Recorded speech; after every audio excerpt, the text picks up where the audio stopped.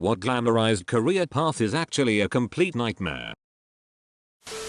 My significant other is an attorney and isn't loving life right now. She says, you know how you did term papers in college? Well, I do term papers every day, all day, endlessly. I don't understand why it became such a trend to depict lawyers as leading sexy, glamorous lives in shows like Suits and How to Get Away with Murder, etc. The reality is lonely, exhausting, sad, and the more successful you are, the worse it gets. Suits is like 40% people walking into other people's offices angrily and saying, "What did you do?"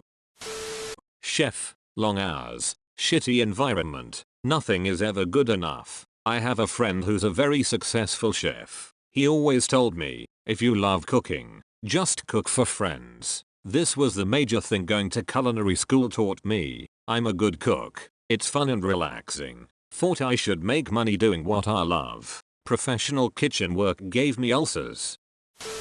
Flight attendant. The travel would be amazing, but let's face it, you're a glorified waitress working in a cramped, aluminum tube. Edit. Because I said steel tube and turns out I'm dumb as duck.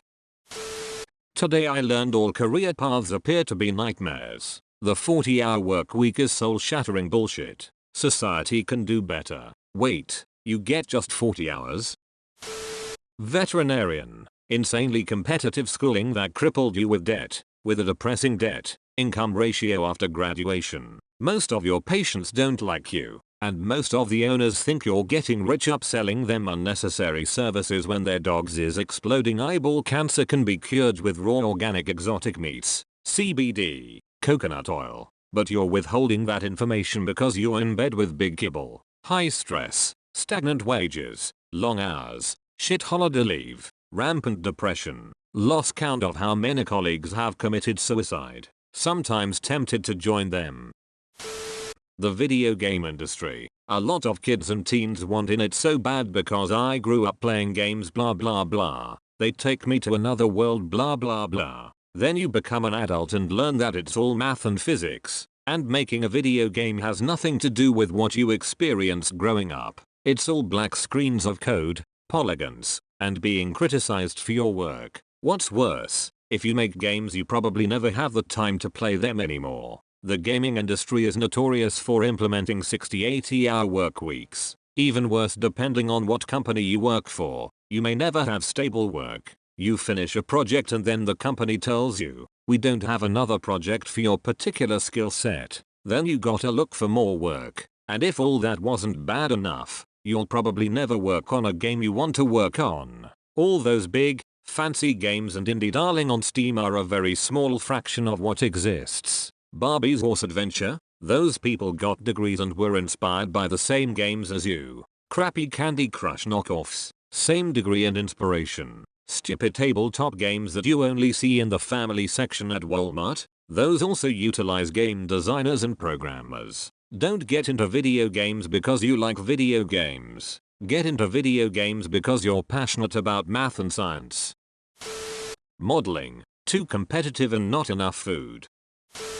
Farming on a large scale. I was living in debt up to my ass, $500,000 to $1 million, depending on the time of year, haggling for every input, land, fertilizer, seed, equipment, at the mercy of the weather, and got to watch the commodity markets kick me in the nuts every business day. The real cherry on top was everyone thinking you are trying to kill them with GMOs and copious amounts of chemicals that we don't use. Not to mention farms are passed down through generations, so you've got a bunch of dead and living ancestors watching your every move. Oh, and a lot of farmers work a second full-time job for the health insurance. There's a reason farm suicides are high and farm accidents and accidents are higher. There's a million young rural FFA kids that would give their left leg for a chance to farm. Most career paths, glamorized or not, can be a nightmare if you have a shitlord for a boss. A good boss will make a crappy job manageable. A bad boss will make the best job in the world miserable. I don't know if nightmare is the word, but my wife has finally reached her lifelong goal of becoming a zookeeper at one of the top zoos in the US. She is very happy to have the opportunity to hand food to otters, have reindeer eat out of her hand, and brush okapi. However, She took on tens of thousands of dollars in student loans and did months of unpaid work at the zoo to get the job, which is seasonal, requiring she be off 2 months a year. She gets up at 4 a.m. and does farmhand style physical labor for 8 hours a day for about $9 an hour with no benefits. I am thrilled that she reached her goal, and I am happy that she is happy, but I am pretty disenfranchised with the whole thing. I've started working in television from a too young an age. It was amazing to witness all the behind the scenes stuff, but the reality is that these days you just can't make enough money from performing on TV, let alone the deprivation of creative freedom, which is what got my show cancelled, I think. During her first seasons as the star of Law and Order SVU, Mariska Hargitay could only afford a rat-infested apartment with exposed pipes in NYC. Radio announcer. Like a lot of other jobs in the entertainment industry, it's full-time work for part-time pay. Second jobs are common. Your pizza delivery guy just may be your favorite morning show host. At least, that's how the morning guy at my station made ends meet, until he was laid off in the last round of cutbacks. Now we're a hybrid station, which is the preferred business model these days. That's a fancy way of saying one person does everything while you run a ton of syndicated programs. 12-hour days of minimum wage. Political staffer. Most jobs in politics pay very little money and require you to work 80+ hours a week for a boss who is guaranteed to have a gigantic ego. You also have to look for a new job after every election day. Teaching for sure. I mean, people know it sucks, but still the idea of becoming a teacher and changing the lives of children simply by caring enough exists in a lot of people, and sadly it's just not like that. The very sad truth is it doesn't matter how much you care. There are so many people who just want to make your job near impossible, and people drop out of the position left and right. Architect is really bad. Most people don't complete it and the mental health issues are quite serious. There's a lot of criticism and stress in the beginning. Lots of late nights and hard work. At the end of the work you get insulted in public. There's no real reason for this. You aren't going to be saving lives or anything. There's no need to make it so expensive either. So 3 years later, you get a degree and have to do a year of intern work. Then it's time for another year of study and projects and exams. Then 2 years of minimum wage work. Then you come back for more exams, essays and projects. It's really too hard for what it is. I get paid very badly and I don't really use any of my training. It was pointless really, but girls like it at parties when I say I'm an architect. That's a lie. I don't go to parties. I have no social life. Investment banking. People talk about the fancy plane rides, expensive dinners, wild parties with your colleagues or a client. The reality of it is you're never truly off work, always on call like a surgeon. Work weeks are usually 60 to 100 hours and can be brutal if one follows another. It's really more like working from 9 a.m. to 10 p.m. in office and then get home to work another bit and have any given presentation ready. Stat. I've gone all-nighters followed by client meetings where all I have time for is a quick shower and a 7-Eleven coffee.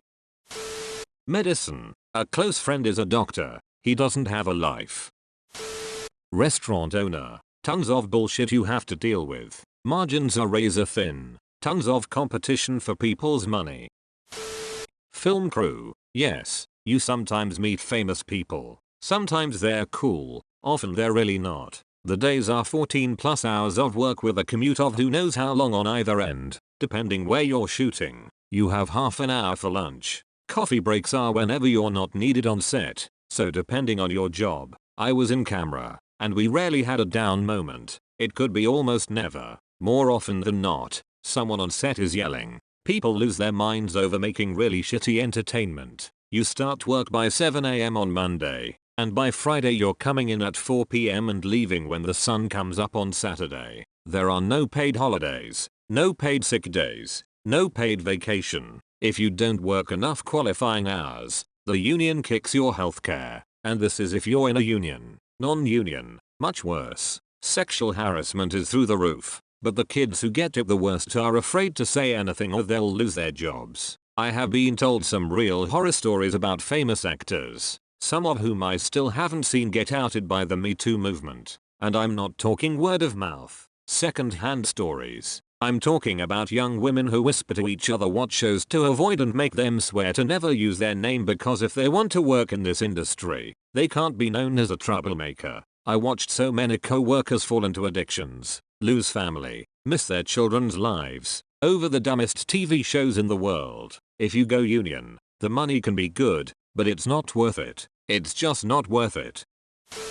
Behavioral health. I spent a long time working towards a career in therapy, and I've noticed that a lot of new people and people looking to get into the field go in with the starry-eyed I want to help people mentality. I did too. You do help people, but it is ducking hard to help people. A lot of jobs are high stress and low pay type of deals, because a lot of the jobs available are through non-profits that only have so much funding to go around. You are vicariously exposed to other people's trauma, and it does affect you. No matter how good you are at creating boundaries and practicing self-care, it's an admirable profession, but it's a grossly underappreciated one, and it most certainly isn't for everyone who wants to help people for a living.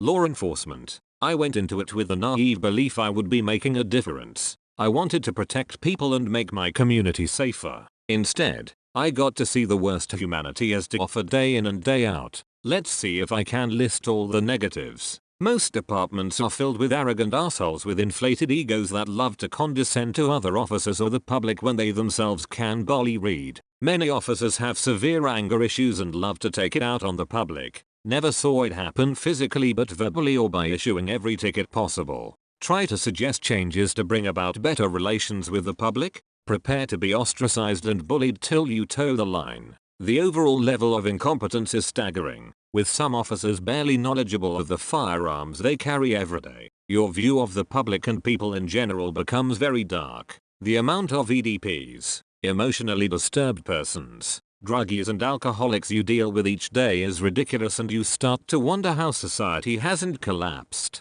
You arrest a violent offender just to see them quickly released over and over. What's worse is how many times an abuse victim files a complaint because you arrested their love despite almost being killed. Very few people are actually grateful when you cut them a break. They do take it as a sign of weakness and try to push the envelope. This is an often overlooked reason why some officers become assholes. You try to help people out and they spit in your face. Sometimes literally. This gradually tears you down until you can barely recognize what you are becoming. The uniform is a target. You can be the nicest, most patient officer in the world, but to many the uniform means you are the enemy. You will get cursed at, attacked and have your private life laid bare. Low pay not even remotely commensurate with what you have to deal with. There is so much more, but I was lucky enough to get out and change careers before it all really got to me. Engineer. I learned all this ducking math and still haven't driven a single train. Ballet dancer. Parents spend tens of thousands, or more, on training. They give up their entire teen years and schooling. Most elite ballet dancers are homeschooled and a large percentage move away from home for training in high school. Most dancers you see on stage in a ballet are paying to be there. The bottom rungs of ballet companies are paid to play. Then when you have paid to dance a few years you might be able to get a position that pays you with a dozen pairs of pointy shoes and a stipend for performances. Then maybe you'll be promoted to the bottom level where you get paid $20,000 a year and have no health insurance, all while putting your body through major torture.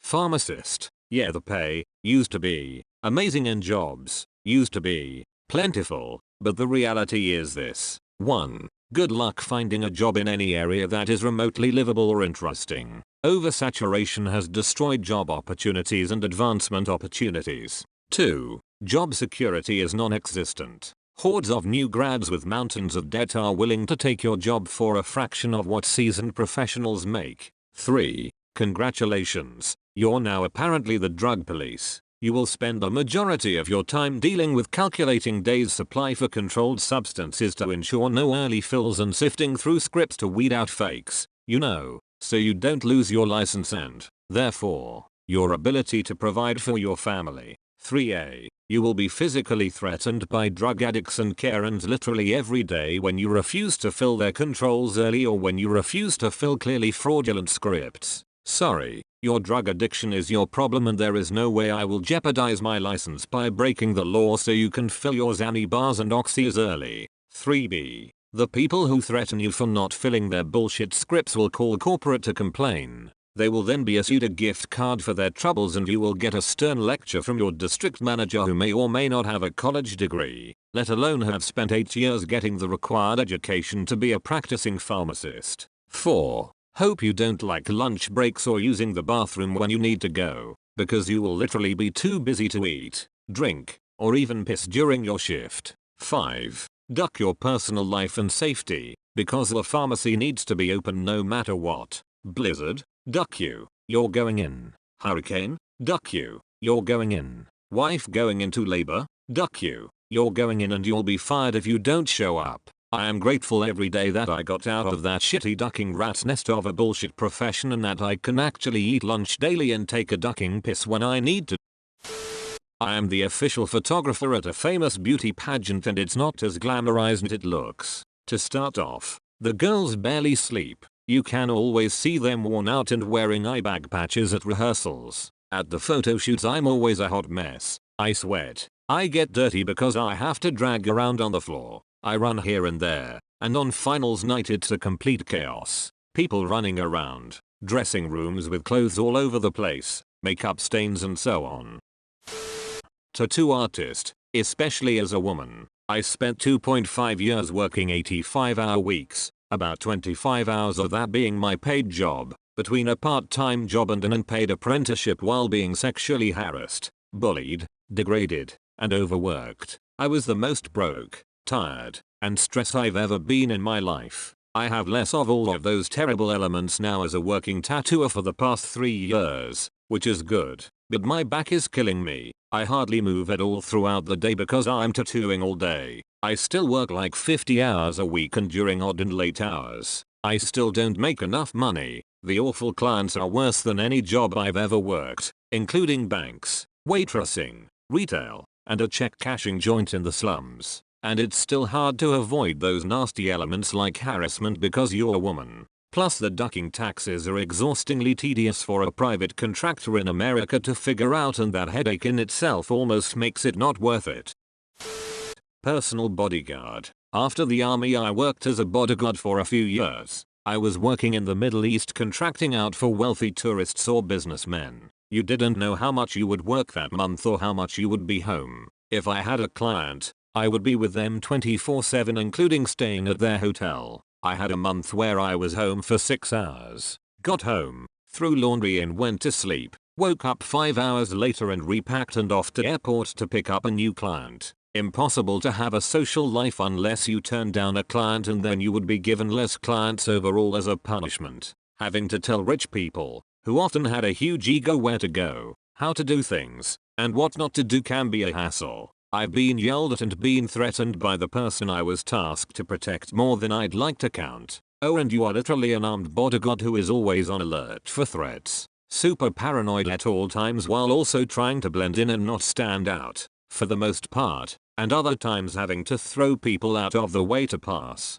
The licensing and registration is brutal. I had something like 15 documents on me at all times, all with different expirations to monitor to be allowed to work. Money could be pretty damn good though and you can meet some cool people. K-pop singer. You're pretty much stuck in a slave contract where you are trained from a young age to sing and dance, which usually can go up to 20 hours a day, 350 days a year. You're stuck in dorms away from your family, and on top of that, even after you debut, you don't get paid because you're basically paying back the company for the training like an indentured servant.